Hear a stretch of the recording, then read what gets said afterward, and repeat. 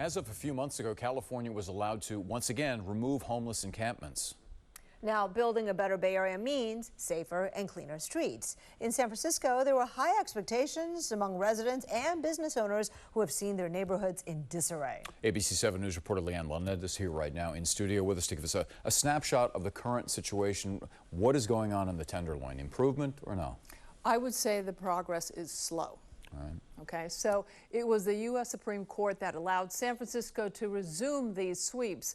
In 1 month, more than 1,300 people have been approached offering to help them. Now, we know people don't jump at the opportunity to go to a shelter, and that's why this effort may take longer than anticipated.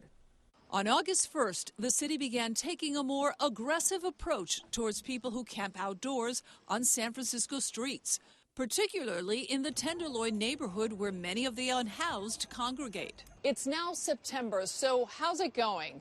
We came down here to find out for ourselves without anybody from any city department leading us. We'll find what we find.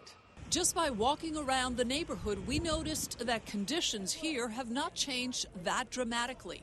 It appears that there are just as many unhoused people today as before, but fewer tents and structures.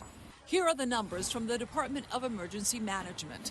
735 tents and structures have been removed in the month of August. Meanwhile, crews from the Department of Public Works, with the help of police, continue to remove trash and ask people to pick up and leave in order to clean the street. Right. Hey, they're gonna power wash real quick. I don't want you to get wet, all right? On average, it takes this kind of manpower between 45 minutes to an hour to sweep and clean just one side of the street. That's if people are willing to cooperate. It's 10:50 in the morning, and city workers, 7 of them, are waiting for that one single tent to move.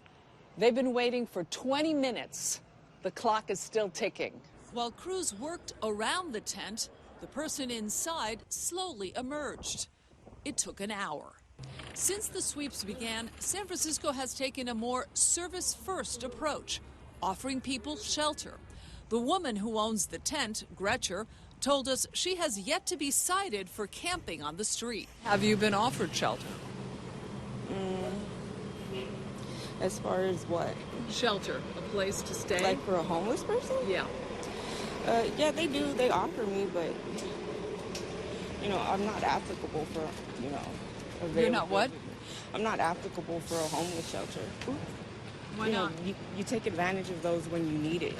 Arif El Ghali, a business owner, said nothing has really changed. They want to be always in the street. So I don't know what the benefit of that. Maybe in the residing shelter, they are not allowed to do what they are doing outside, and I think this is the main problem.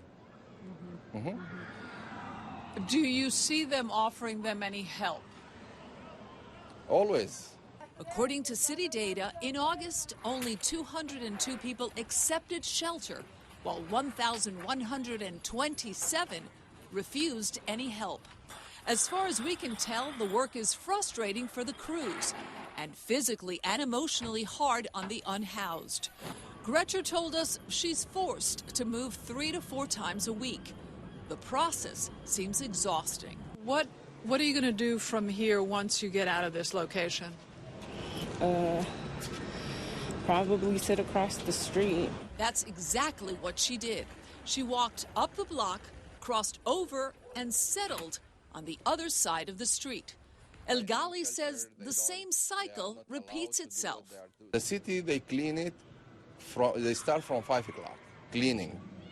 But go in the same side that they have cleaned it at 6 o'clock, at 10 o'clock you will find the same thing. In fact, it took less time while we were there. An hour after that corner was swept and cleaned, people had already claimed a spot.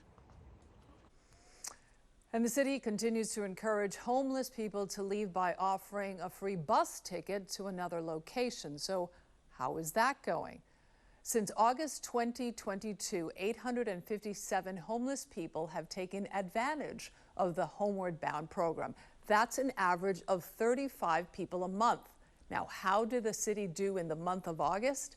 We were told the city helped support 33 people with travel outside of San Francisco, so no big news to report there either. No dramatic increase, anything No, like that. I think a lot of people just who are not wanting to go to the shelters have other issues like mental health issues, drug addiction, so that makes it so much harder to convince them. So that was what I was going to ask you. Yeah. Most people that would sleep on the street, you would think, would want to have a roof over their head.